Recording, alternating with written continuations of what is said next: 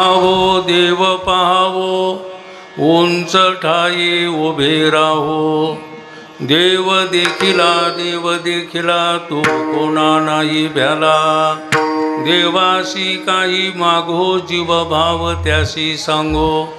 देव जाणे पुरवी म्हणीची खुणे. देव देखिला तो कोणा नाही भ्याला. देव कातर तुका म्हणे अभ्यंतर. देव देखिला तो कोणा नाही भ्याला. पांडुरंगा करू प्रथम नमन. पांडुरंगा करू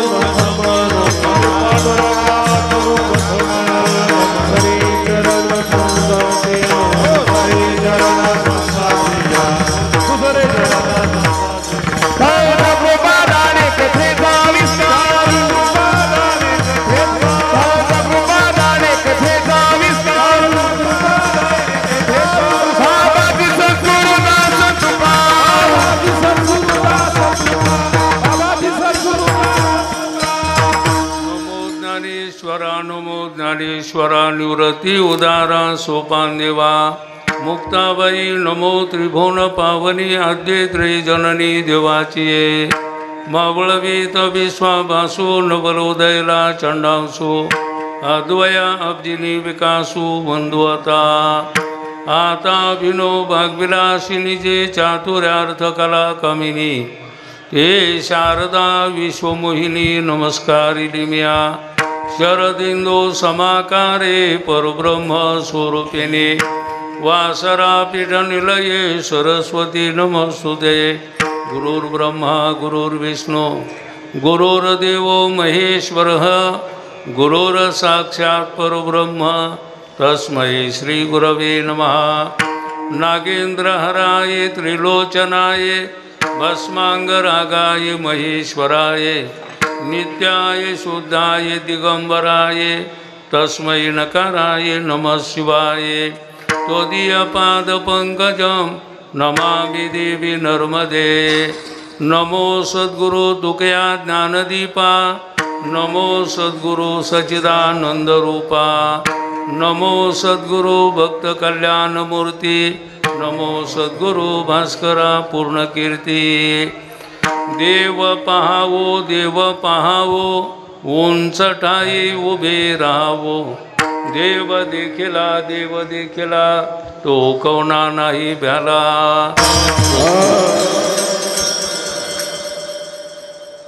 जग प्रस्तुत सेवेकरता निवडलेला अभंग जगद्गुरु तुकाराम महाराज यांचा 5 कडव्याचा अभंग आहे.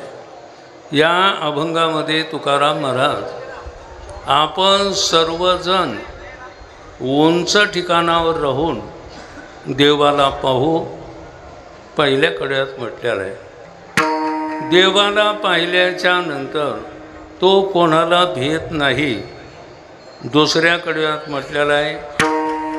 मग देवाला आपल्या काहीतरी मागू तिसऱ्या कडव्यात म्हटलेलं आहे. कारण देवाला सर्वाच्या मनातलं कळतं चौथ्या कडव्यात म्हटलेलं आहे. आणि देव आत राहून चित जड ग्रंथी तोडून टाकतो शेवटच्या कडव्यात म्हटलेलं आहे. देव कातर तुका म्हणे अभ्यंतर. देव देखिला तो कोणा नाही भ्याला. अभंगाचा सरळ अर्थ आपल्या समोर ठेवलेला आहे. अभंगावर काही बोलण्यापूर्वी आज हरिदिनी आहे म्हणजे एकादशी आहे. आता काहीला कल्पना नसेल एकादशी म्हणजेच काय. तर एकादशी या शब्दाचा अर्थ असा आहे 1 आणि 10 काय 10 एका ठिकाणी आणणं त्याला म्हणायचं एकादश. विठाला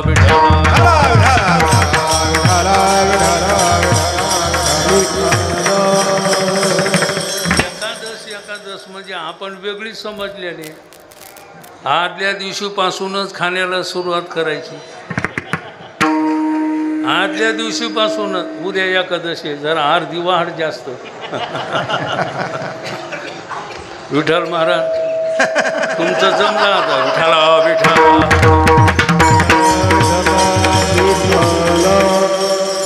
कोणता नसेल ना जरा जास्त खा म्हणून.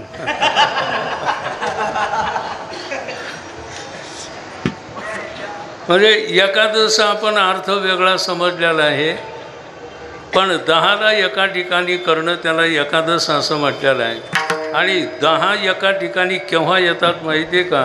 पोट रिकामं राहिल्यावर. काही सुचतच नाही बघा. काही सुचतं का बघा? सगळी इंद्रिय एकाच ठिकाणावर येतात बघा. म्हणून उपवास करण्याची एक पद्धती आहे. उप आणि वास. उपवास शब्दाचा अर्थ उप आणि वास. उप म्हणजे जवळ, वास म्हणजे राहणे. विठ्ठला विठ्ठला.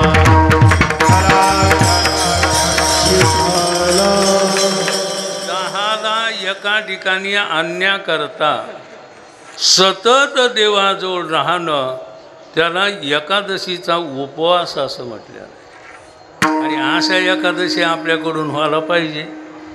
म्हणून आज हरिदिनी आहे आणि पुन्हा क्षेत्र पंढरपूर आहे.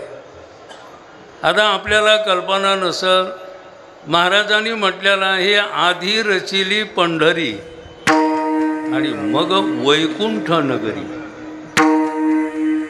अगोदर पंढरपूर निर्माण केलेलं आहे आणि नंतर वैकुंठ निर्माण केलं. विठ्ठला विठ्ठला.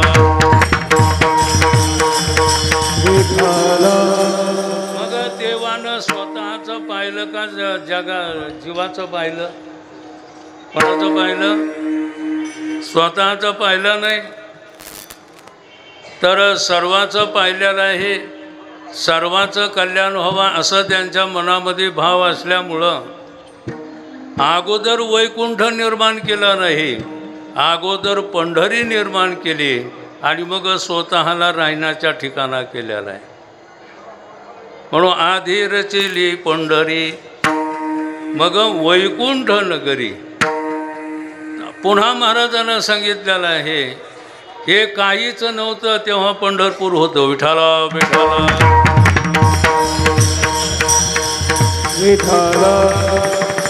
हे पहिलं काहीच नव्हतं. पहिले कोठेचे नव्हते काही. चंद्र सूर्य तारा नाही, अवघे शून्यची होते पाही. कानोबा तेरे तेरे ते. पहिले कोठेच नव्हते काही, तेव्हा मात्र पंढरपूर होतं. जेव्हा नव्हते चराचर तेव्हा होते पंढरपूर. आपल्याला जे संत वाङ्मयामध्ये या दोन तीन गोष्टीचं जे वर्णन केलं जातं तेव्हापासून आताही ते मात्र आपल्याला पाहायला मिळतं बघा. कारण पांडुरंग परमात्मा आजकालचे नव्हे. आपण आरती म्हणत असताना म्हणतो योगी 28 विटेवरी, म्हणजे 28 युग झालेले आहेत, पण तुमची आमची वाट पाहत उभा आहेत. विठ्ठला विठ्ठला. वाट पाहे उभा भेटीची वाट पाहे उभा भेटीची वाट पाहे उभा भेटीची रूपा रूपा तरी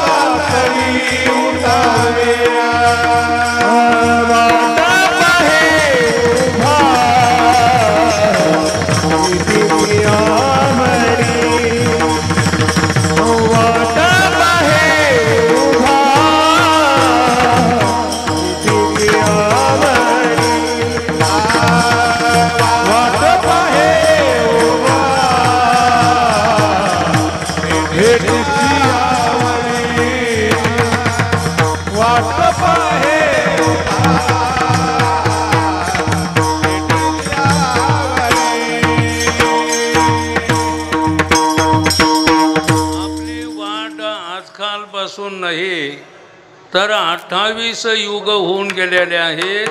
देव विटेवर उभा आहे आणि आपली सारखी वाट पाहत आहे. वाट पाहे उभा भेटीची आवडी, कृपाळू तातडी होता वेळ. म्हणजे 28 युगापासून पांडुरंग परमात्मा आजही आपल्या समोर उभा आहे. पुन्हा पुंडलिक राय देखील तेव्हापासून आतापर्यंत आहेत.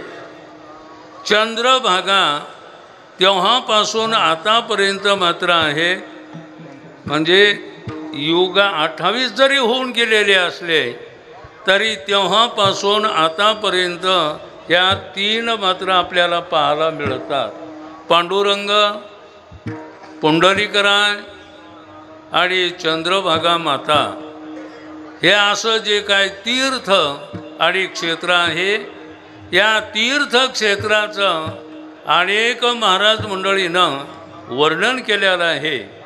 आणि अशा महान तीर्थक्षेत्रामध्ये तुमचा आमचा मुक्काम आहे. विठाला विठाला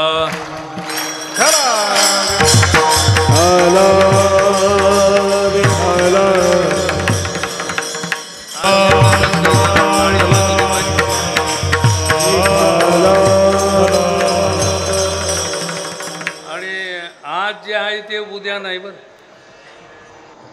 लक्षात आलं का? आज आहे उद्या नाही. आज आहे उद्या नाही म्हणजे या वर्षी आहेत पुढं आहे का, राहू का न राहू हे काही खरं नाही. म्हणून माणसांना आलेली संधी सोडली नाही पाहिजे. एक वाक्य आहे, अभी नाही तो कभी नाही. विठाला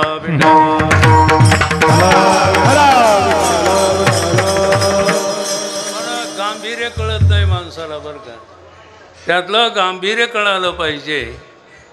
कारण गांभीर्य का कळत नाही? कारण आपल्या मनातलं जात नाही तोपर्यंत गांभीर्य कळू शकत नाही. बघा, ते आपल्या मनामध्ये चित्र वैचित्र्य भरलेलं असल्यामुळं हे आपल्याला या गोष्टीचं गांभीर्य वाटत नाही. पण साधू संताला याबद्दल मात्र गांभीर्य असल्यामुळं त्यांचे वाक्य आहे, अभी नाही कभी नाही. मग आता आज आहे पण उद्या हा आनंद मिळन हे सांगता येत नाही. आज जो आनंद मिळाला किंवा आज जो काही आनंद मिळतो तो उद्या आपल्याला आनंद मिळन हे आपल्याला सांगता येत नाही.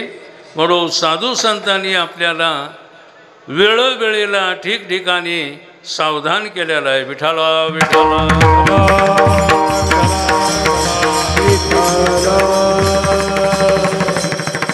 उठा जागे व्हारे आता, स्मरण करा पंढरीनाथा. भावे चरणी ठेवा माथा, सुखवी व्यथा जन्माच्या. साधू संतांनं वेळोवेळेला आपल्याला जागं केलेलं आहे. आणि म्हणून आपण सर्वजण आळंदी पंढरपूर पर्यंत माऊलीच्या सानिध्यामध्ये देवाजवळ आपण आलेले आहे. मग आता देवाजवळ आल्याच्या नंतर आपण काय करायला पाहिजे? तर अधिकार प्राप्त करायला पाहिजे आणि देव पाहायला पाहिजे. विठाला विठाला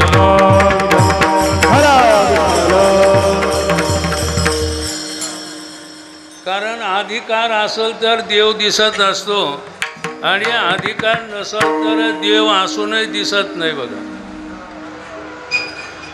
म्हणून तर म्हटलेलं आहे, तुझा आहे तुझं पाशी परी तू जागा बोला असे. आपल्याजवळ असतं पण आपल्याला दिसत नसतं. एक म्हातारं ज्ञानेश्वरी वाचन करणारं होतं. म्हातारं हे आमच्यासारखं म्हातारं, आता आपण म्हातारी समजा होय, पण म्हाताऱ्याला म्हातारं वाटतच नाही. विठाला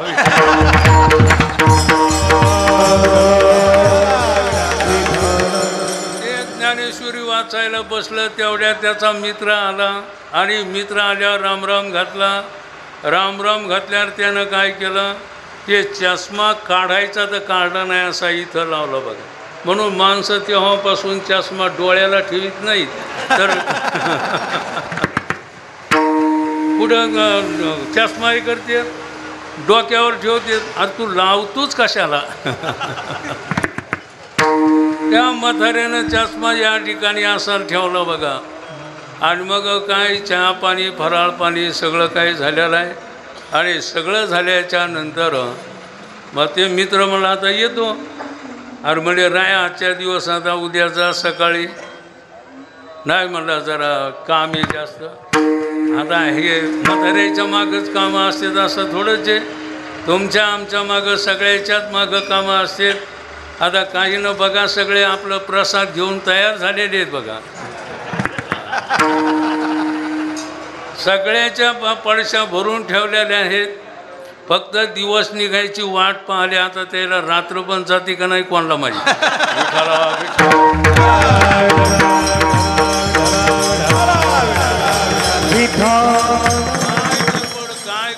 काय गडबड. अरे समजा वारीला जर यायचं झालं तर उशीर होणार. पण वारी झाल्यावर मात्र जाण्याकरता उशीर होत नाही बघ. मी आली बघ. तात्पर्य अर्थ आपला चाललेला आहे. त्या चष्मा असा वर ठेवलेला आहे. ते गेलेला आहे. गेल्याच्या नंतर ते काही नियम करायचा राहिला होता. वाचायला गेला तर चष्माच नाही. मग याला विचारायला चष्मा, त्याला विचारायला चष्मा, त्याला विचारायला चष्मा. पुन्हा तिला विचारलं. तिला म्हण चष्मा पाहिला का तू?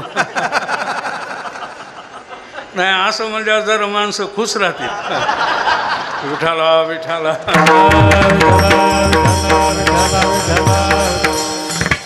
तिला विचारलं का ग तू चष्मा पाहिला का? एक नातू जवळच खेळत होतं. ते नातू म्हणला तुम्हाला काही कळतं का बाबा? हां. एक जणाचा नातू एका आज्याला काय म्हणला, म्हणले आमचा बाबा लय कुचळे. आणि ते बाबा हसायला आहे. ते म्हणले बाबा तुम्हाला काही कळतं का? म्हणजे काय झालं? अहो चष्मा तुमच्या जवळ आणि पुन्हा याला त्याला तुम्ही विचारायला. म्हणजे कुठेही चष्मा. अहो म्हणलं कपाळाला जरा हात लावा. कपाळापर्यंत हात गेला तर चष्मा मिळाला. मग आता चष्मा दुसरीकडे होता का जवळच होता? हां. तसं आत्मवस्तू दूर आहे का आपल्याजवळच आहे? हां. जवळ असता जग जीवन.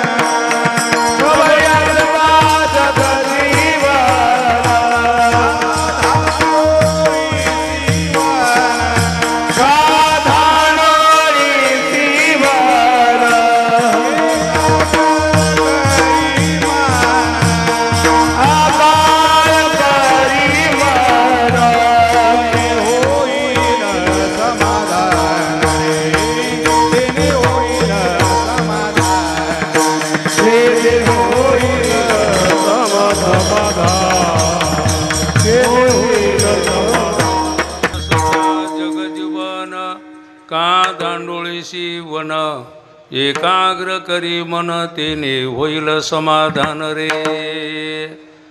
जसं चष्मा जवळ आहे पण इकडं तिकडं चष्मा पाहू लागला. त्याप्रमाणे ज्याला आपल्याला पाहायचं आहे तो आपल्या जवळ आहे. म्हणून ज्ञानोबराईनं देखील म्हटलेलं आहे, देव देव म्हणून व्यर्थ का फिरसी, निज देव नेनसी मुळी कोण. अरे बेड्यावानी इकडं तिकडं काय फिरायला. अरे निज वस्तू हे तुझ्याजवळच आहे. पण आपली वस्तू आपल्याला कळण्याकरता अधिकार असावा लागतो. काय लागतो? अधिकार असावा लागतो. जर अधिकार असेल तरच मात्र जवळची वस्तू कळत असते बघा. आणि जर अधिकार नसेल तर जवळची वस्तू कळत नाही. आता या ठिकाणी महाराजानं उंची शब्द वापरलेला आहे. उंची शब्दाचा अर्थ अधिकार. उंची शब्दाचा अर्थ काय आहे? अधिकार आहे. कारण कशाला पण अधिकारच पाहिजे. एखाद्याला शिक्षक व्हायचं असेल तर शिक्षकाचं मात्र अधिकारच असावा लागतो, तेव्हा तो शिक्षक होत असतो. कशाला अधिकारच लागत असतो. त्याप्रमाणे जर देव पाहायचा झाला तर त्याच्याकरता अधिकार असावा लागतो. अधिकाराकरता काय करावं लागतं असतं माहिती आहे? अधिकाराकरता निष्काम कर्म करावं लागतं, निष्काम भक्ती करावी लागते. निष्काम कर्म, निष्काम भक्ती. निष्काम कर्म केलं, निष्काम भक्ती केली की संताची भेट होत असते बघा. निष्कामता निजदृष्टी आनंद पुण्य कोट्यानुकोटी रोकड्या लाभिजे पाठोवाटी तरी होय भेटी हरिप्रियाची. म्हणून निष्काम कर्म म्हणा, निष्काम भक्ती म्हणा, हे करावे लागतं बरं का. आता आपलं कुठेही सकामत आहे, व्यवहारात तर सकामत आहेच, पण परमार्थाकडं आलेले देखील माणसाच्या ठिकाणी सकामत आहे. याच्यामध्ये काहीतरी मिळावा अशी आपल्या ठिकाणी अपेक्षा आहे. पैशाची अपेक्षा नसली तरी माणसाला मानाची अपेक्षा आहे.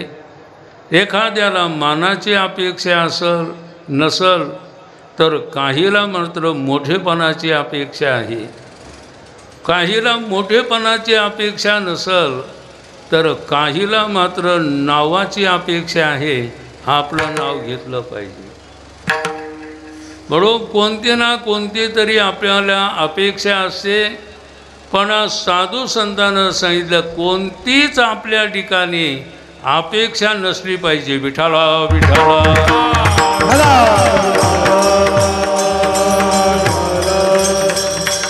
म्हणून निष्काम कर्म, निष्काम भक्ती. भक्ती जरी करायची झाली तर त्या भक्ती मात्र ही निष्काम असली पाहिजे. त्याचप्रमाणे पुढं साधू संतांनं सांगितलेलं आहे शरणागती देखील केली पाहिजे. गुरुची शरणागती केली पाहिजे. माणसं तर गुरुला गुरु समजतच नाही, मनुष्य समजतात. महाराजांनी म्हटलेलं आहे समुद्र नदी नव्हे पायगा पाषाण मनोनये लिंगा संत नवती जगा मानसाच्या सारिके. समुद्राला नदी समजलं नाही पाहिजे, कारण समुद्र ही भगवंताची विभूती आहे. विठाला विठाला.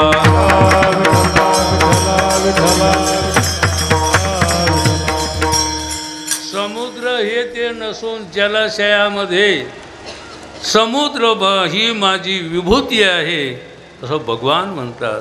म्हणून समुद्र नदी नव्हे पैगा पाषाण मनोनय लिंगा. भगवान शंकराचं जे लिंग आहे त्याला दगड समजू नये. आणि आपली ज्याच्यावर श्रद्धा आहे, माणसाची तर श्रद्धा नाहीच. विठाला विठाला.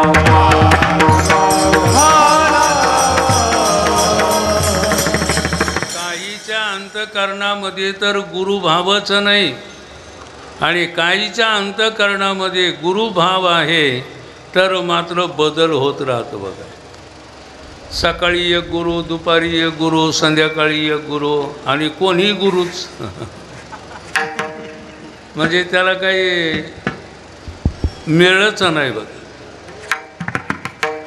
जसं पत्नीला पती एकच असतो, ध्यानात आलं का? पत्नीला पती एकच असतो, तसं साधकाला गुरु एकच असतो. विठाला विठाला.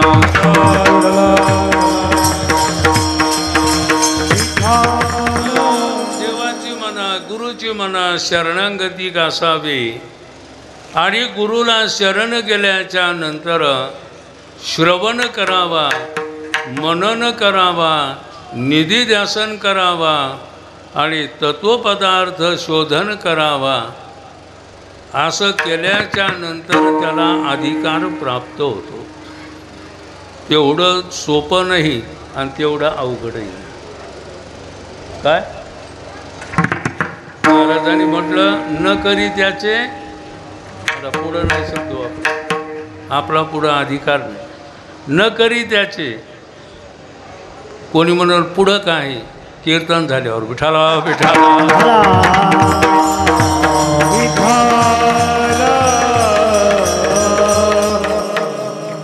फक्त आपण करत नाही एवढाच मात्र आपला ना करतेपणा आहे. तात्पर्य अर्थ आपला चालला त्या सगळ्या गोष्टी जेव्हा आपल्या जीवनामध्ये उतरत असतात त्यावेळेला त्याला अधिकार प्राप्त होतो. आणि असे अधिकारी लोक महाराजाजवळ आलेले आहेत आणि महाराजाजवळ आल्याच्या नंतर महाराज त्यांना काय म्हणायला लागले हे अभंगाच्या पहिले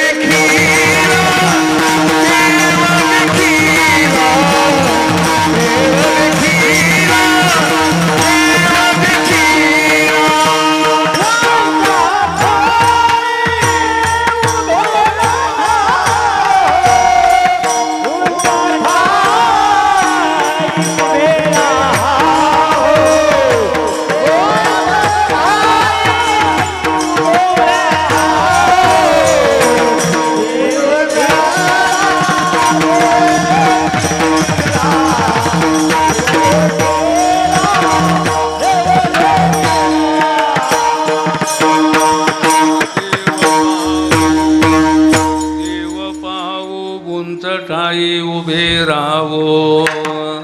महाराजाजवळ सर्व जमा झालेले आहे आणि महाराजाला विचारलं महाराज काय करायचं. आपल्याला दुसरं तिसरं काही करायचं नाही तर मग मला आपल्याला देव पाहायचं. काय देव पाहावो देव पाहावो उंच ठाई उभे राहावो. आपल्याला हे ते पाहायचं नाही तर आपल्याला फक्त देव पाहायचा. देव का पाहायचं माहिती आहे कारण देव पाहण्याकरताच आपल्याला इंद्रिय मिळालेली आहे दिलेला आहे. जेणे हा जीव दिला दान तयाचे करीन चिंतन जग जीवन नारायण गायीन गुण तयाचे. तुम्हाला माहिती आहे का काहीला देह पण चांगला मिळत नाही. देवाने आपल्याला चांगला देह दिला. इंद्रिय काहीला चांगली मिळत नाही. देवाने आपल्याला चांगले इंद्रिय दिले. काहीला मनबुद्धी चांगली मिळत नाही. आपल्याला मनबुद्धी चांगली मिळालेली आहे. आपल्याला जीव दान दिलेला आहे. काहीला जीव म्हणजे आयुष्य देखील जास्त मिळत नाही पण आपल्याला आयुष्यही मिळालेलं आहे. मग आता आपल्याला काय कमी आहे सांगावर. पण दरिद्र माणसं म्हणतात का आम्हाला देवाने काय आम्हाला दिलं. दरिद्री विठाला विठाला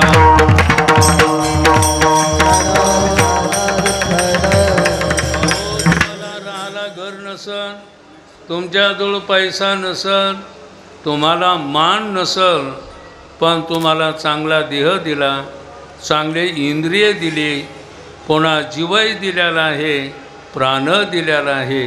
याच्यापेक्षा द्यायचं राहिलं काय.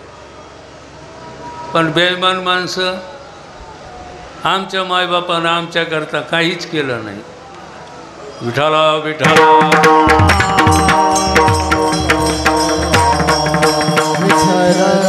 त्याला बेईमान म्हटलेलं आहे. बेईमान माणसं. अरे देवाने सर्व काही आपल्याला सगळं चांगलं दिलेलं आहे.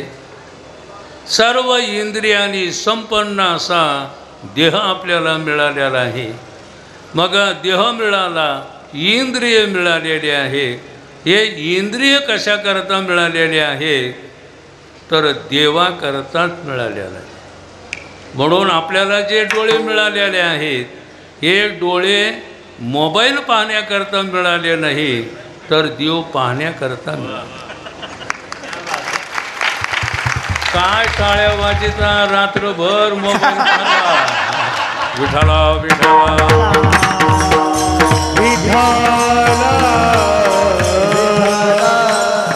रात्रभर मोबाईल पाहते तर दिवसा 8 वाजता 10 वाजता उठते. काय अर्थ आहे ते? त्याच्यात नाही तुमचं पण आहे बरं का. ते म्हाताऱ्याला कळत नाही, पण ते नातवाला म्हणते सांग रे. हा म्हाताऱ्या माणसाला काही कळत नाही. हां, पण हे म्हातारी म्हणते की त्या पोरायला नातवाला म्हणते सांग बरं हे काय आहे ते काय आहे, कसं करावं काय करावा. काय माणसं सगळे मोबाईलमध्ये खलास झाले. विठाला विठाला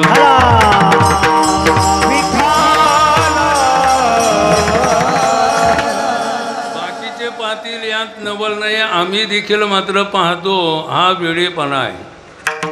कारण आपण 4 लोकांचे आदर्श असतो आणि आदर्श असल्यामुळं आपला आदर्श काय घेणार आहे.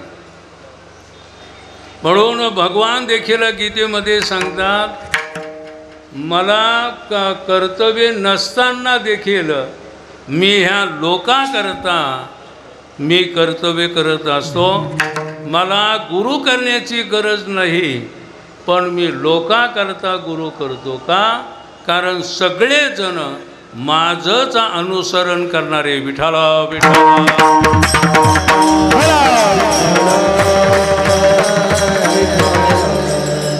एक ध्यानात ठेवा, देवाने आपल्याला डोळे दिलेले आहेत. दिले इंद्रिये हात पाय कान, डोळे मुख बोलाया वचन, जेने तो जोडसी नारायण, नाशे जीवपण भवरो. देवे दिला देह भजना भवाता, देवे दिला देह भजना भवाता, देवे दिला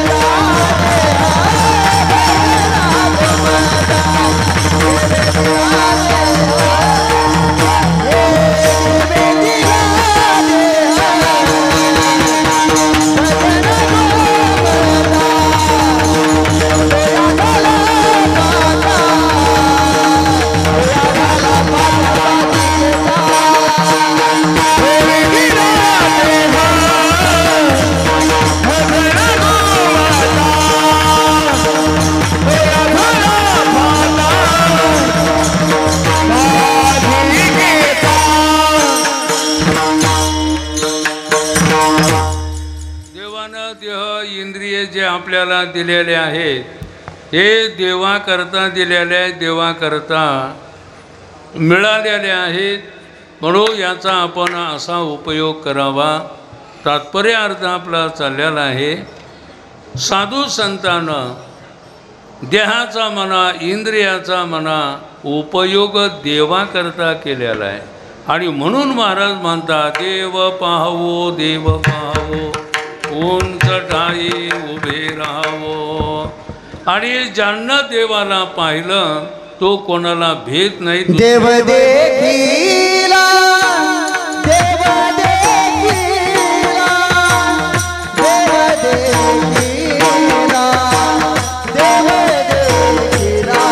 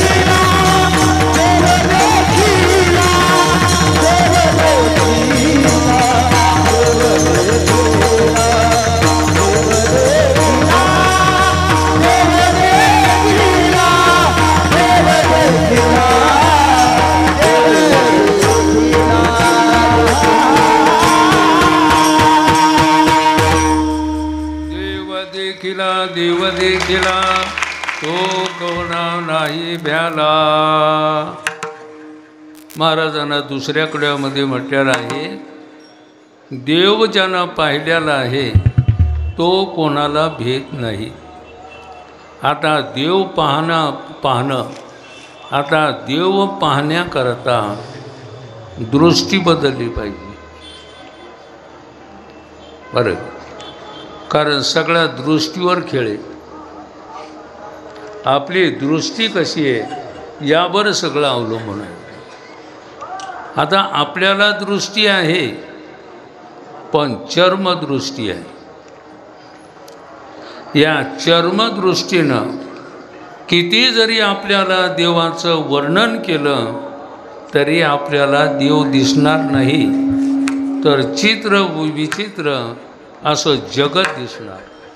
वर्णन किती करू, जग ब्रह्मरूप जाण, ते म्हणजे तूच सांग. कारण दृष्टी नाही ना.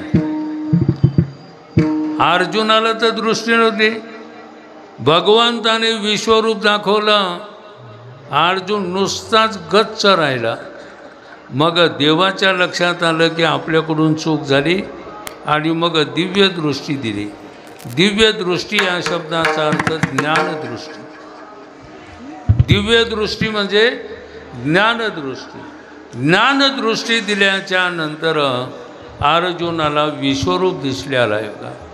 थोडक्यामध्ये आपल्याला ही चर्मदृष्टी ही देवानं दिलेली, वाक्य ध्यानात ठेवा, चर्मदृष्टी ही देवानं दिलेली आहे आणि ज्ञानदृष्टी हे गुरु देत असतात बरं का. हे कोण दुसरं देत. ज्ञानदृष्टी कोण देतं माहिती आहे, फक्त गुरु देतं. कारण गुरु तेथ ज्ञान, ज्ञानी आत्मदर्शन, दर्शनी समाधान आथे जायचे. भगवान म्हणतात की अर्जुना, अरे ज्ञानदृष्टी, ज्ञान फक्त गुरु देत असतात आणि त्या गुरुच्या ठिकाणी मात्र आपली श्रद्धा असली पाहिजे, दोषदृष्टी नाही. विठाला विठाला.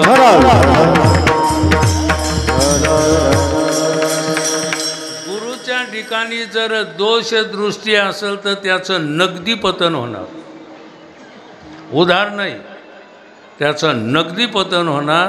असे कितीतरी उदाहरण आहेत.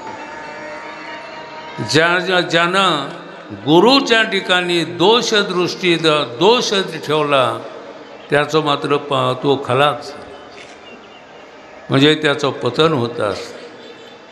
कारण गुरु म्हणजे काय असामान्य असतं, म्हणून गुरु आपल्याला ज्ञानदृष्टी देत असतात. जगद्गुरु तुकाराम महाराज म्हणतात, ज्याला गुरुनं ज्ञानदृष्टी दिली म्हणजे देव पाहिला, तो मात्र कोणालाही भेद नाही. कारण त्याला भीती राहतच नाही. सो भिन्न, सो विरोधी, सो बलवान. विठाला विठाला.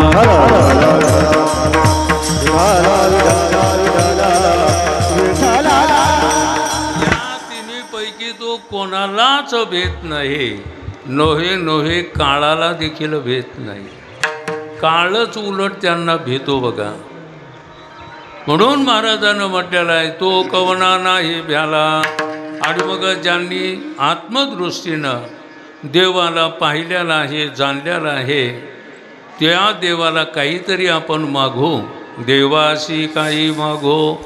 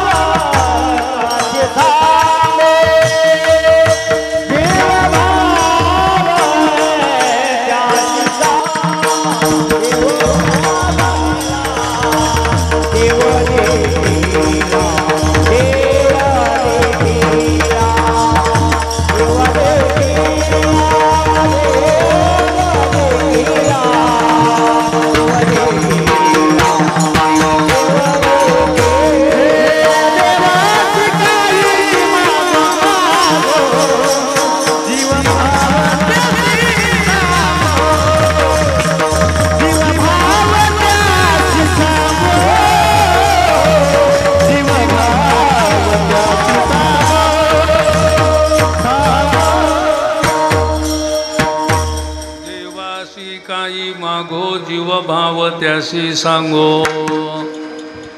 याला त्याला काही मागण्यापेक्षा मागायचं झालं तर देवालाच मागितलं पाहिजे, देवाकडंच मागितलं पाहिजे. त्या गोकुळातला प्रकार आहे. सगळ्या गवळणी नंद घरी जमा झालेल्या आहेत. यशोदेच्या मांडीवर बालकन्हैया आहे आणि बालकन्हैया म्हटल्याच्या नंतर यशोदा माता या गवळणीला त्या गवळणीला विचारू लागल्या, बाई तुम्हाला काय पाहिजे, बाई तुम्हाला काय पाहिजे, तुम्हाला काय पाहिजे. काहीनं कपडे मागितले, मला कपडे द्या. काहीनं मात्र अन्नधान्य मागितलं, अन्नधान्य दिलेलं आहे. काहीनं सोनं मागितलं, सोनं दिलेलं आहे. काहीनं नवरत्नाचा हार मागितला, गळ्यातला काढान देऊन टाकले. एका गवळणीला विचारलं, बाई तुम्हाला काय पाहिजे. म्हणजे मला दुसरं काही नाही पाहिजे, तुझ्या मांडीवर जो लाला आहे तो मला पाहिजे. तो मज व्हावा, तो मज व्हावा, वेळोवेळा व्हावा पांडुरंग. मागायचं झालं तर देवालाच मागावा आणि देवच मागावा. विठाला विठाला.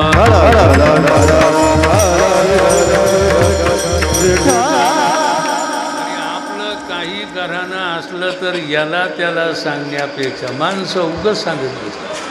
ते तुम्हाला माहिती आहे का, काय सांगता. याला त्याला गाऱ्हाणं सांगायचंच नाही, देवालाच गाऱ्हाणं सांगायचं. काय देवाला गाऱ्हाणं सांगायचं. म्हणून महाराजानं म्हटलं, देवाशी काही मागो जीवभाव त्याशी सांगो. मग त्याचं कारण काय. कारण देवा सगळ्या देवाला कळतं आणि आपल्या मनातलं देखील काय ते सगळं देवाला कळतं. महाराजानं चौथ्या कड्यात देव जाणे देव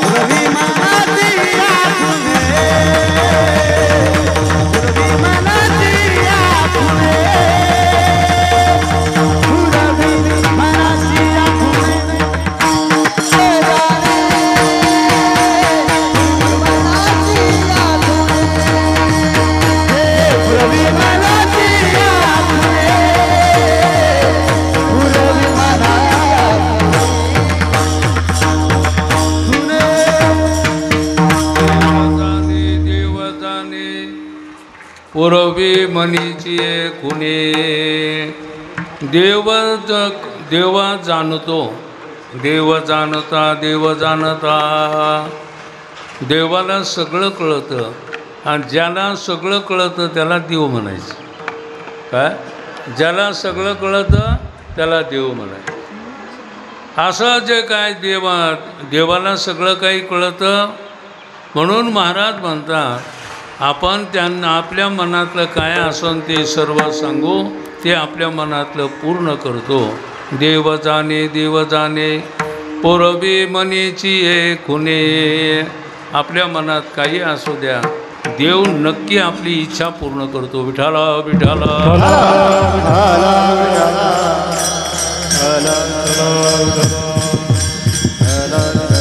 आता पुराणात याच्यात असं यात नवल नाही, पण पहिली वारी जेव्हा पंढरपूरला पायी केलेली आहे, पंढरपुरात आलो. आता ते कसं असन काय असन ते काय आपल्याला सांगायचं नाही.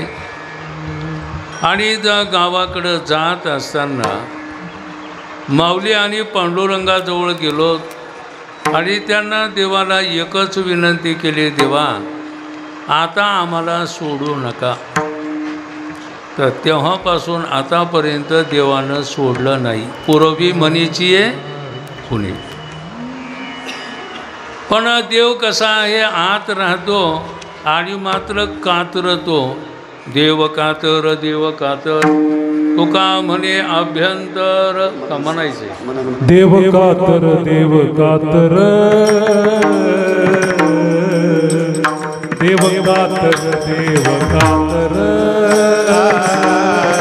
देव कातर देव कातर देव कातर देव कातर देव कातर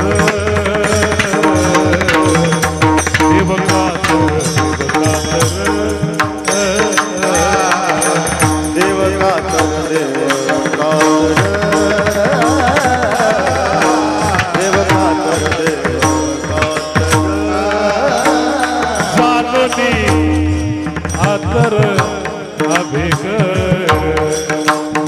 तुका म्हणे अभ्यंकर तुका म्हणे अभ्यंकर. देव देखिला देव देखिला देव देखिला देव देखिला तुका म्हणे अभ्यंकर तुका म्हणे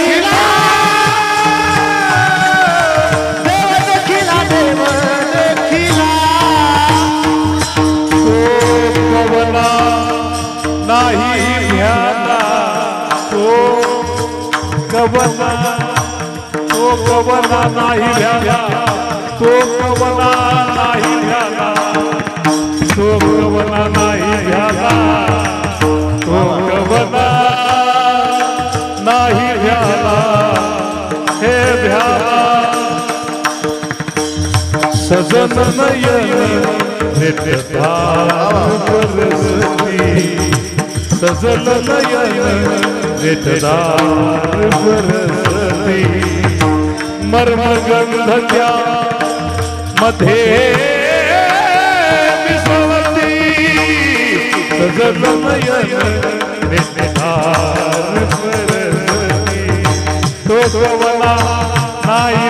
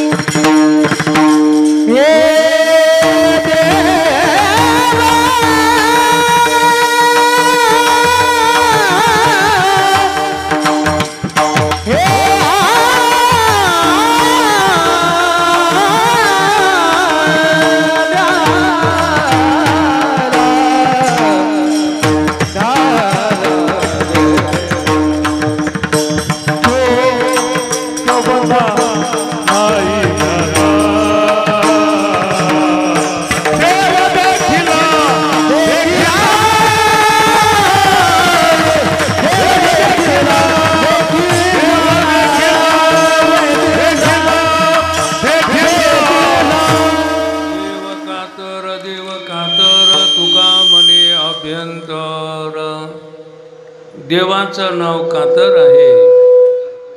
देव कुठं राहतो आणि देव काय करतो हे शेवटच्याकडे सांगितलं. देवाचं नाव कातर का पडलं? कातर कशाला म्हटलेलं आहे? जे कातरत असते त्याला म्हणायचं कातर. कातर कपडा कातरणं, केस कातरणं. एक जणाची शेंडीच कातरली होती बघा. कारण मला शेंडीची जरा किळस येते बा, आणि ते नेहमी असं येऊन करायचं. नामदेव बाबा आळंदीला शिकत असताना नामदेव बाबा त्याला म्हणलं तू एकदा मी का शेंडीच कातरी. त्यानं काय मनावर घेतलं नाही. रोज येत होतं, मग त्याला संध्याकाळी झोपू दिलं आणि कातर विकत आणली, त्याची शेंडी कातरली. ते तेवढ्यावर गच बसलं नाही. ते सकाळी उठलं की त्यानं अर्ज पोलीस स्टेशनला. काय तर म्हणले शेंडी प्रकरण.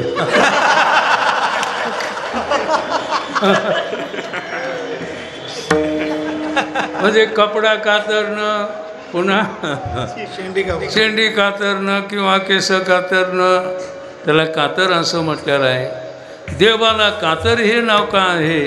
कारण देवानं चिद आणि जड ग्रंथी गाठ संबंध तोडून टाकलेला आहे, म्हणून देवाला कातर असं म्हटलेलं आहे. देव कातर, देव कातर तुका म्हणे अभ्यंतर.